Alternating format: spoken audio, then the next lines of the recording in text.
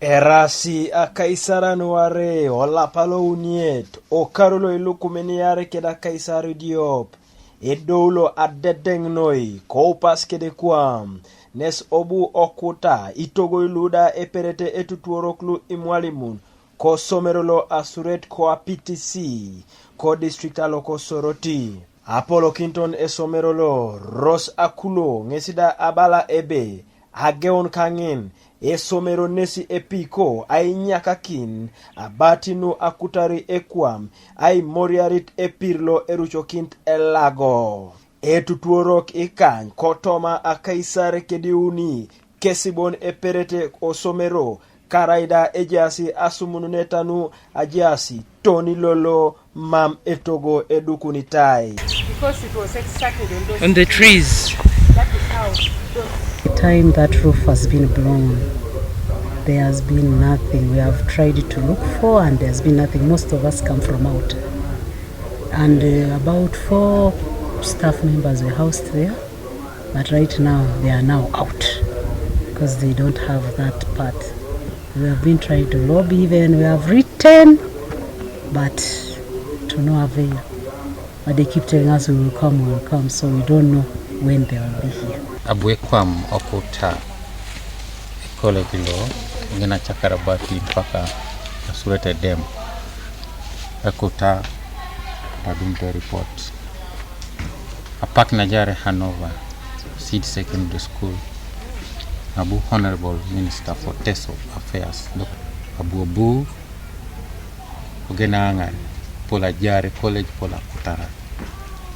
kwenye na umoki ton kwana mama wanyin tajule bile tachie ni jasi wabunge so yangara airport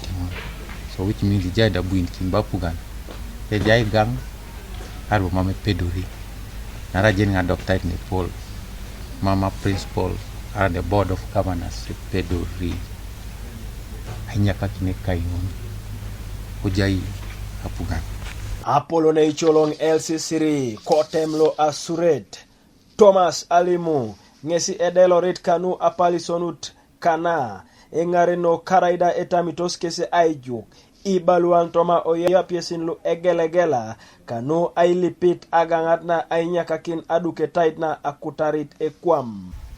konye todolona mambori swama una aposa loto paka Kampala area munu kede APS ara permanent secretary endera kironu isomera ngon nu PTC aponisu munikini sa kirona jokuka konye kapukwa na nepeta down bobe otebe karuda kera down paka biyan mambora ni sama ara cha dolo latu purkin sama nusu na umokin otauka butei dongo bala ya boli ara kironge se polo ona Uganda kwa nane nara